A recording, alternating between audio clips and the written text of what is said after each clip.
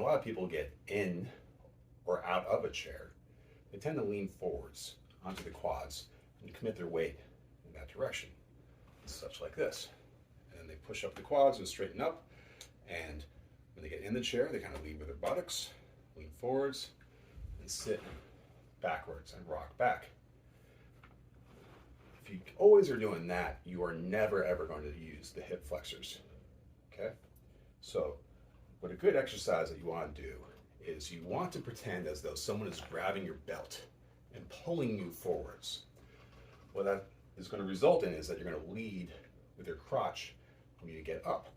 So sit near the edge of the chair, have your knees such that they're over the heels, which means they're going to be making a perpendicular angle, and you're going to rise up and maintain your torso such that you're on the sit bones and you stay perpendicular to the ground throughout your raise up.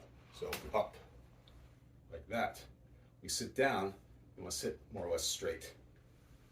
Down, and up, and down, and up, and down. And this very much looks like being pulled like that. Similarly, you can do from seiza.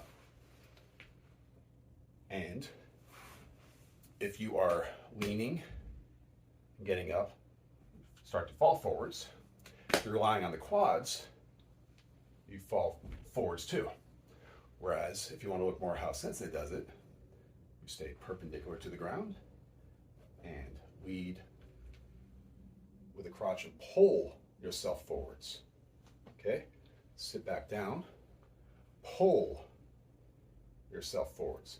You can say, even if I go fast, I'm not falling forwards, whereas if I'm trying to push off the floor of the quads, just like getting up out of the chair, you fall right over. Now, what you want to also see when you're moving up and down in and out here is that your hip is wrapping around your hands here. So if I'm going up and down and nothing's wrapping, as you can see right here, I'm using my legs here, nothing's wrapping around. But if I fold my hip inwards, that is, it folds in here such that my thigh is touching my hand on this side, my crotch is touching it on the other side. So it folds, unfolds, folds, unfolds. You can see again as though I'm being pulled from here, sinking, pulling. Same thing if I want to turn left and right. This is kind of just turning my hips, turning with my knees, left and right, turning my waist left and right here, right? Just pivoting about the hip, pivoting about the knees and ankles. Instead, if I close this hip in here, right, you can see that's wrapped around here.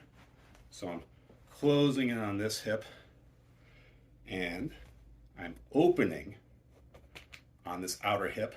That turns my body in that direction there. So again, close, open. You can see I'm in that direction. My weight's straight down here, right? Now I can push and open it up here.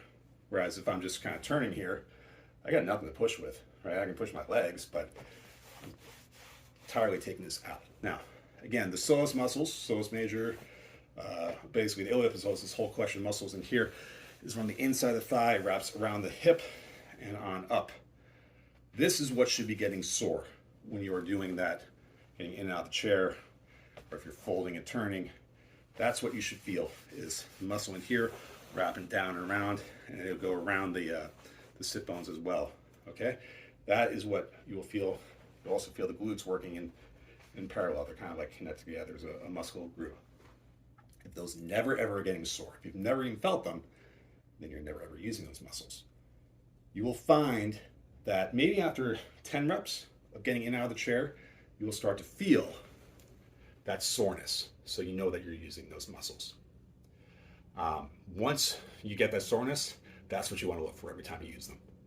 Is that you want to recreate that same slight pain that you get from using those muscles and incorporate that feedback into all of your future movements. You're going to find pretty quickly is that by keeping yourself perpendicular to the ground, you engage them, and you're going to have a lot more stability because you're not committed you haven't committed your weight in any particular direction. So hope that helps. Another quick tip.